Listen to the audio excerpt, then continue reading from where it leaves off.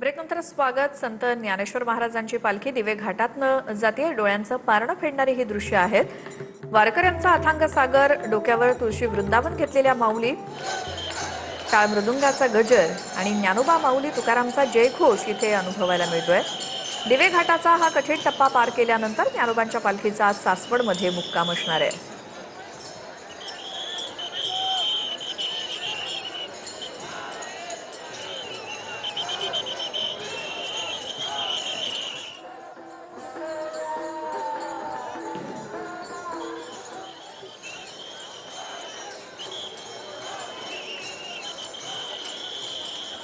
संतश्रेष्ठ ज्ञानेश्वर महाराजांच्या पालखी सोहळ्यामधला नयनरम्य आणि अद्भुत असा सोहळा तो म्हणजे दिवे घाटाचा मार्ग. आपण पाहतोय की संतश्रेष्ठ ज्ञानेश्वर महाराजांची पालखी दिवे घाट जे आहे त्या ठिकाणी सर करायला सुरुवात केलेली आहे.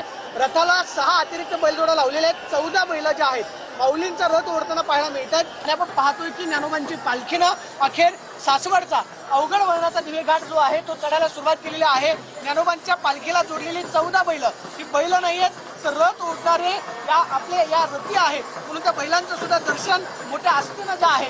शेतामध्ये राबणारा बैल त्या बैलांचं सुद्धा भाग्य म्हणावं लागेल की ज्ञानोबांची पालखी या मुख्या चित्रांना घाटामध्ये ओढता येते आणि ज्ञानोबांचं हे बैल सारथ्य करतायत. त्यामुळे हा क्षण जो आहे तो प्रत्येक वारकऱ्यांसाठी अतिशय महत्वाचा आहे. आणि अखेर ज्ञानोबांच्या पालखीनं अवघड वळणाचा दिवे घाट चढायला सुरुवात केल्याने आपण पाहतोय की ज्ञानेश्वर महाराजांच्या पालखी सोहळ्यामधला हा अद्भुत सोहळा आपल्याला दिवे घाटामध्ये पाहायला मिळतो. त्यामुळे विकी चौहान, प्रदीप कापसे, TV9 मराठी, दिवे घाट, पुणे.